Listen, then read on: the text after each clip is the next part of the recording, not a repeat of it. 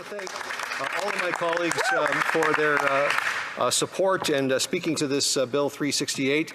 But I just want to remind people how we got here. There seems to be some forgetful folks here. I'd like to, even though I'm thanking the NDP for their position, I'd like to remind people, how did we get to this place?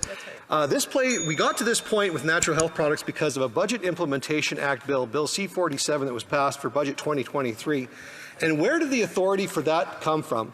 It came from a promise made by the leader of the NDP in March of 2022 to form a coalition of supply and confidence agreement with this Liberal government, which meant carte blanche. They were going to support every budget and every Budget Implementation Act that they hadn't even seen, hadn't even discussed, or been party to, and they gave that power to the Liberal government, and that's why we're here today. Shame. So while I appreciate the NDP's revisionist history on this, they are the reason that this change happened in the first place. And I'm glad that they're supporting this bill to take the legislative framework back to where it was under the previous Conservative government under Stephen Harper, where we actually have the best regulated and the best natural health product regulations and framework and industry in the world. There is no need to tamper any further with the natural health product industry. And second of all, I want to talk about freedom of choice in healthcare.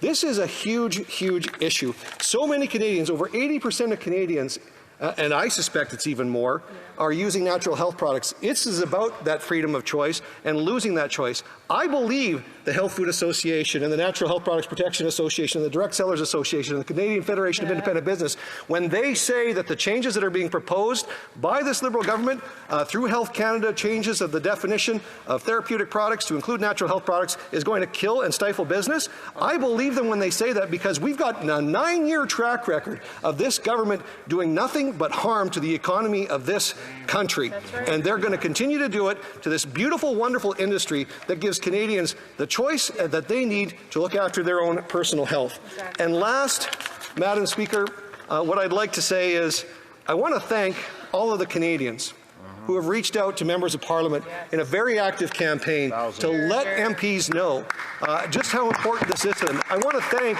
the mothers out there that look after their families. I know my wife's the same way. Looking after our kids she had a full-time job on top of her full-time job, raising the family while I was here in Ottawa, and she just wants to help our kids. She just wanted to help our family. She wanted to keep us healthy. She wanted to make sure that we had the best possible health outcomes that we could. I want to thank all of the women who make up the largest amount of workforce and entrepreneurship in this beautiful industry. Right. The fact that there wasn't actually a gender-based analysis on this is striking. I want to thank the seniors and those with chronic conditions who are scared about losing their access to these health products, because when these organizations that I mentioned before said that they're going to lose these products, I believe them, these seniors believe them, these people with chronic conditions believe them. Right. This is how they manage, this is how they cope with their ailments, and we should be enabling that and empowering that, not scaring away investment, scaring away businesses, and scaring away opportunities. And I want to thank the wonderful people in the industry.